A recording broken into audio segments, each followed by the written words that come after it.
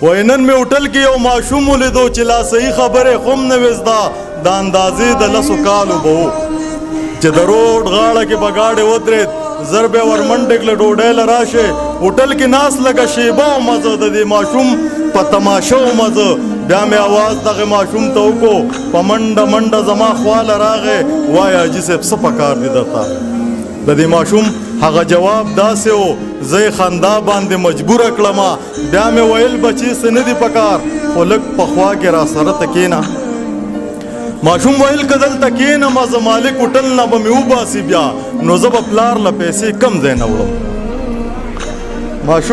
ماشوم ویل که دلته کښېنم زه مالک هوټل نه به مې وباسي بیا نو زه به پلار له پیسې کم ځای نه وړم د دې ماشوم دغه جواب ته زه لږ شان خیرانه پریشانه شوم ولې ستا پلار ستا نه پیسې غواړي څه هغه ماشوم داسې خاموش شانته شو خو خاموشۍ کې څه جواب پروت و ما ورته ویل بچیه وایه څه وې ستا خاموشۍ باندې زه پوه شوم ماشوم ویل پلار مې شیرګل بازار کې یو منډۍ کې مزدوري کوله د ګوړې ګاډي به یې خوم تشول لږې پیسې به یې ماښام کې راوړې بس ګزاره به پې زمونږ کېدله ما یو ورځ پلار ته څه په دا رنګ وویل زما همزولې ټول اسکول ته لاړل باباجان ما هم ته داخل که اسکول کې پلار مې څه ډېر په عاجزۍ شان وویل بچیه مونږ اسکول له نه یو پیدا زما دا عجیبه مزدوري کوله او بچې زه خو مزدوري کومه زما بچې به هم مزدور جوړېږي خو خیر د یو ورځو نه یو ورځ وه داسې پلار مې د ګوړې بوجۍ سر باندې وه د روډ په منځ کې یو ډاټسن ووهو هغه ډاټسن والا خو وتښتېدو خلک راغونډ شولو چې ویې کتل پلار مې زخمي بوجۍ د لاندې د روډ د پاسه بې سرې شان پروت و خلکو په منډه یو ډاکټر له یوړو الله پاک بیا ورله ژوندون ورکو خو اوس د کټ د پاسېدلو نه دی ماله د ورځې 100 روپۍ راکوي زه چې د میاشتې پیسې جمع کړمه یو ځل پې پلار له دوی یوسمه ماښام چې زم زړې ډوډۍ غونډې کم مور مې اوبه د اور د پاسه ایښي دغه ډوډۍ ورته ور واچوي بیا چې ښه پستې شي ورته ټول راغونډ شو ښه په مړه خېټه ډوډۍ وخورو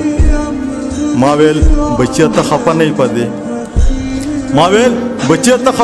دې ماشوم څه ډېر د عاجزۍ مسکۍ شو ویل یې نه حاجي صاحب د الله شکر دی په لاس روغ یم خپې مې خو سمې دي پې ګرځم زه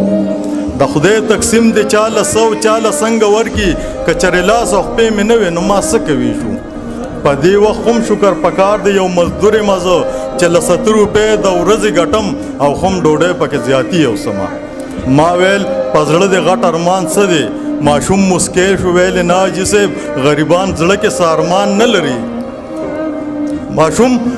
شو ویل نه حاجي صاحب غریبان زړه کې څه ارمان نه لري زما په ملک داسې ډېر غریبان په ننګ پښتو په غیرت مین دي راشه زما د ملک واکدار وګوره چې د دولت نشه کې دومره ډوب دی دا غریبان اډو خیال کې نه دي واکداره دا خبره یاد ساته یو ورځ به غټ حساب کتاب کیږي د هر غریب د اوښکو تپوس دا خامخا به ګورستانه کیږي اوس چې څه کوې کوئ اختیار د خپل دی خو دې خبرې ته تیار اوسه ما ریاست صرف خبر کړې په دې بیا به دا نه وی چې خبر نه وم ډېر زیات